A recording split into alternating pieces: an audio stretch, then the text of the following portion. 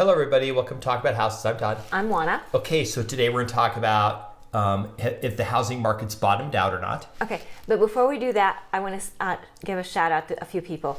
So I want to thank those people that in the past few weeks have been calling us and asking us to list their home and have reached out to help us, to help them purchase a home. So we thank you for trusting us with your real estate transactions. We really appreciate it.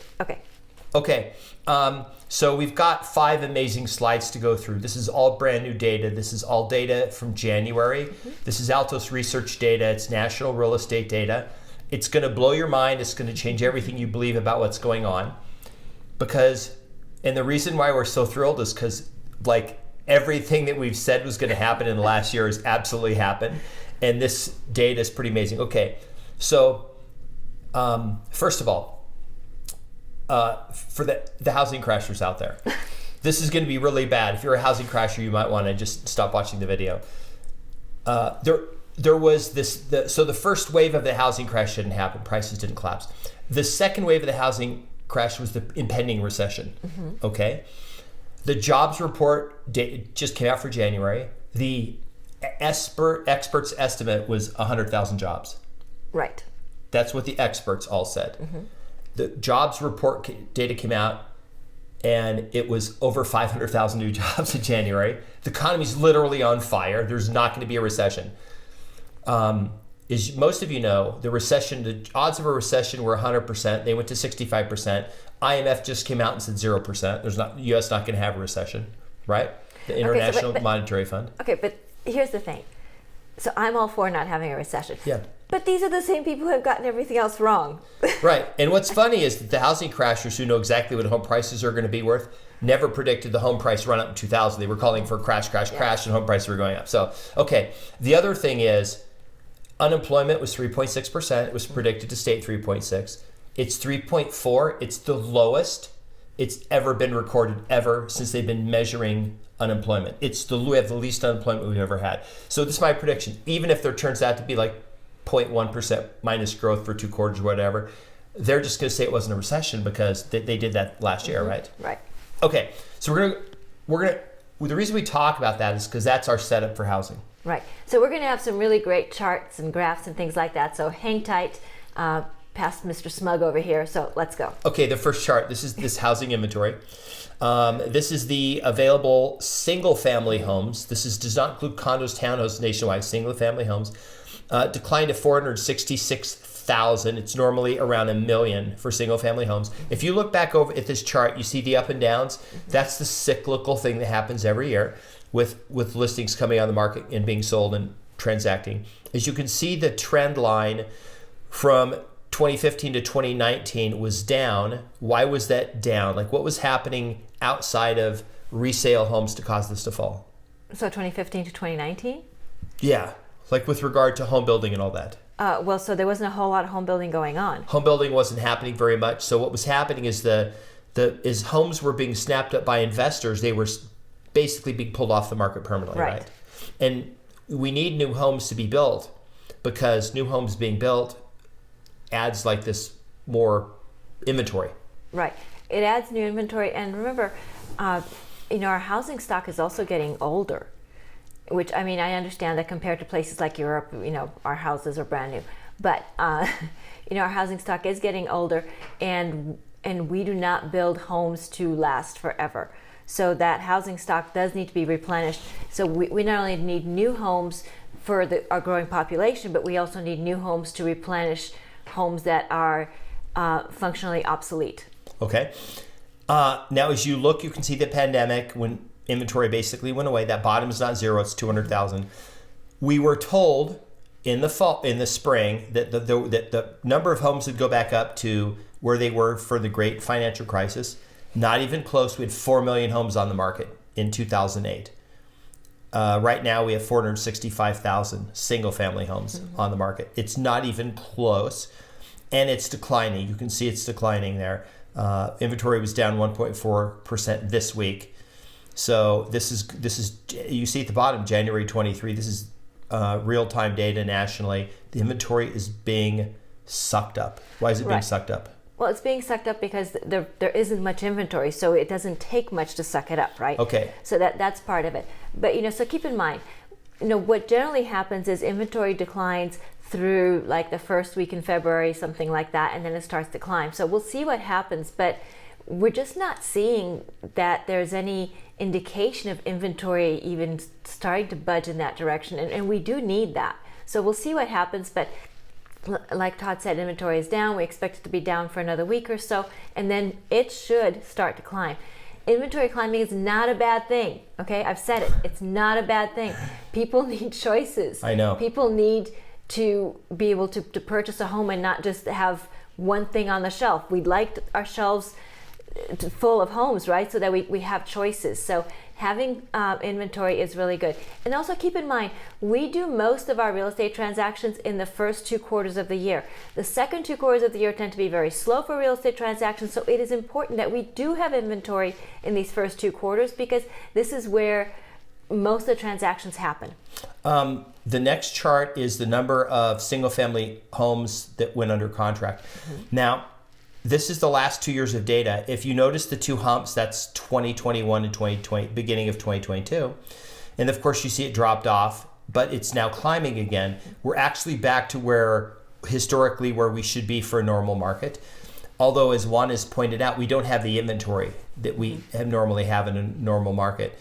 So the reason why we had a huge, why we didn't decline after 2021 was we had a surge of people coming in the beginning of 22 because interest rates. Why did interest rates or all the talk of inflation cause a bunch of people to like insert themselves in the market in 2022 and drive up those prices artificially? Right. So, it was clear that interest rates were going to be going up, that people were trying to catch the last 3% interest rate train out of Dodge, so to speak. Okay. So people went out and they were willing to pay more for a house because they were going to be able to get a 3% interest rate, so that payment would be much more manageable at 3% interest versus 6% interest. Okay, that created a run-up in prices that adjusted itself out by the end of the year. Home prices did decline from that peak to the end of the year, but they were still up year over year. Right. And here's what's going to happen, or at least what is happening right now. Houses that are pretty, right? Houses that that generate a lot of interest, they are getting multiple offers. The difference between multiple offers today and multiple offers last spring is that these multiple offers are not necessarily running up the price over list price. They are, within that bandwidth of pretty close to list price. So they're not pushing values up. So that's why you're not seeing this thing where home prices are spiking up. They're not, because the multiple offers are right there, right around that list price. Okay. The next slide here is home price. This is a trend over the last basically 5.5 years. It says, in the response to the surprising amount of homebuyer interest and the tight supply of homes, home prices climbed by 1.2% this week to just under 415,000. It's not a ton of price strength. It's not skyrocketing. It's not like last year, but home prices aren't falling like we were anticipating as recently as December. So even Altos Research anticipated home prices would fall through the year. We even said home price. We did the whole video where we gave everyone's estimates to home prices this year would be up like 5% to down 15 to 20% from the peak. So it would be down maybe 10 to 15% total. But as you look at this chart, you can see the cyclicalness. Every year, home prices go up and then they drop a little. They go up, but they drop a little. But the trend is that over time, they keep going up. The pink line, the magenta line is home prices, closed prices. That's the dark one on top, and the light burgundy line, I guess you could say, is list prices. There's still list prices are still a little lower, but you can see that home prices are all of a sudden trending up the last couple weeks. Right. So this is not an indication that home prices are going to skyrocket this year. No, not at all. This is just an indication of market stability. Kind of like I just said a moment ago about multiple offers. It's about market stability. It's not about peaks and troughs again. It's just about kind of what we've been talking about for the last few months, that the market's going to basically chill. There's not going to be a whole lot of drama. Right. We don't like drama. So it's just going to be kind of an even thing throughout the year with little bumps up and down, but nothing exciting. Another thing that's helped us is 2 weeks ago we did our mortgage interest rate video. Mortgage rates were at 6.14% and they were at 6.0 or they were at 6.13, and they just closed down again, 6.04 average. And there's, based on credit and things like that, there's under 6% rates out there for people. Right. And I went on an online calculator where it had like some median rates, and one of the median rates for a 15% mortgage was like 5.25% for a 15-year mortgage. For 15 years, okay. For 15-year, not a 30-year. These numbers we talk about are for the 30 years usually. Okay, here's the other thing. Everybody freaked out about the number of houses with price reductions. So because prices weren't falling very fast, the crashers were talking about, but 60% of people had price reductions. And they would say 60%, that means home prices are going to fall 60%. Well, it never got that high. It was pretty high. But as you can see by this chart, this is the last 6-7 years of data where people reduce their list price. You know, a lot of people's strategy, list high, and then they do price reductions. We're seeing that right now. But the number of that happening is less. Why is that decreasing? Like, what happens in the market that causes that number to start to fall? So there's buyer interest. So the more buyer interest there is, the more sellers are encouraged to stick to their guns and not reduce their price. The other thing is, everybody understands we're going into spring. More buyers will be interested in purchasing. So people are willing to be patient and wait for that right buyer. Or they're just getting offers. Right. Well, and that's what I'm saying. There's more activity.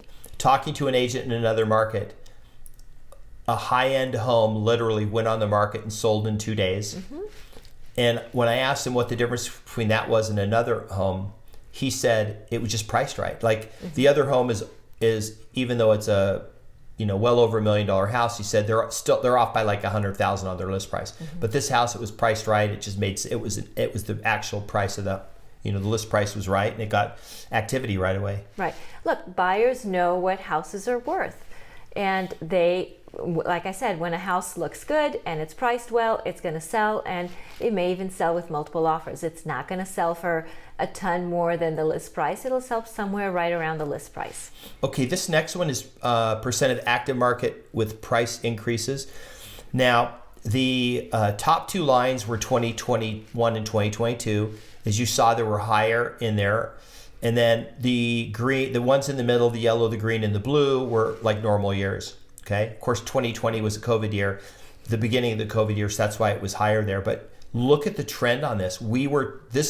Like you can see the light magenta line at the bottom all the way on the right. That was 2022. It was really a pathetic, very low number. But all of a sudden, this thing is taking off, looking like it is going to probably by March or April be higher than it was in a normal year, which was 2018 and 19. Like we're going back to, potentially multiple offers, you think, in the spring if we don't get more inventory? Yeah, but like I said, those multiple offers are not going to push the price substantially higher the way they did before. It's going to be right around list price. I mean, give or take a little bit, but not 20% over list price or some crazy amount the way things were going before. So how is this data different than data we had a month or two ago?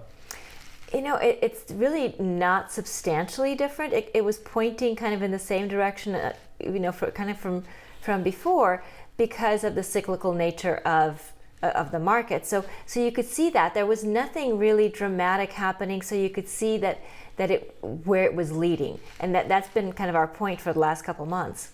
Okay.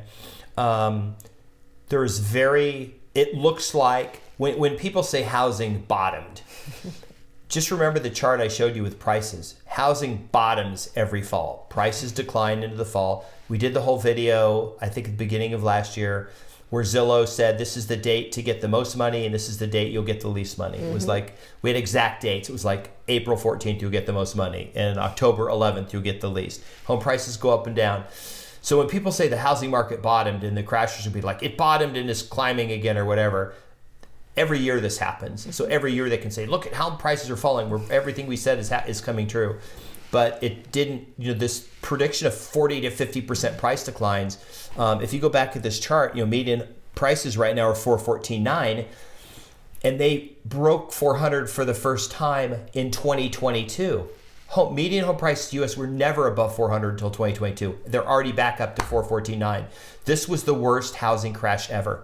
If home prices are already higher than, like a year ago, people were making home crash videos when home prices peaked at 400 and went above that. Crash, down 40, 50%. Now they're at 414.9, which is even higher than they were back when they, you can see here, we started the year at 375, now we're at 414. Home prices are up year over year, not a housing crash. I've got the chart back up, the home price chart. Mm-hmm. Absolutely normal market. It adjusted like we said it would every year. We even said there would be an opportunity to buy October, November, December, January. You missed it. You're going to get good luck out there if you're a buyer. You're going to be competing with multiple people. If you're going to sell your home, we're grateful for you because we need your inventory. We need your house to come on the market so someone else can take it over. Absolutely. So if you're thinking of selling your home, please give us a call. Whether it's here in Vegas, you get to work with us. If it's elsewhere, you get to work with one of our fabulous agents that we'll go ahead and connect you with. So we'd love to hear from you. So tell us in the comments what you think. What do you think of these unemployment numbers, which are pretty amazing? What do you think of the jobs numbers, which are absolutely unbelievable? And what do you think of these charts? What is it saying to you? We want to know what your take is on all this, so please leave us a comment. If you learned something, if we entertain you in any way, if we made you laugh, if you're really keen on how excited Todd was about all this, please like the video, subscribe, hit the notification bell, share the video, and we'll see you on the next video. Bye. Bye.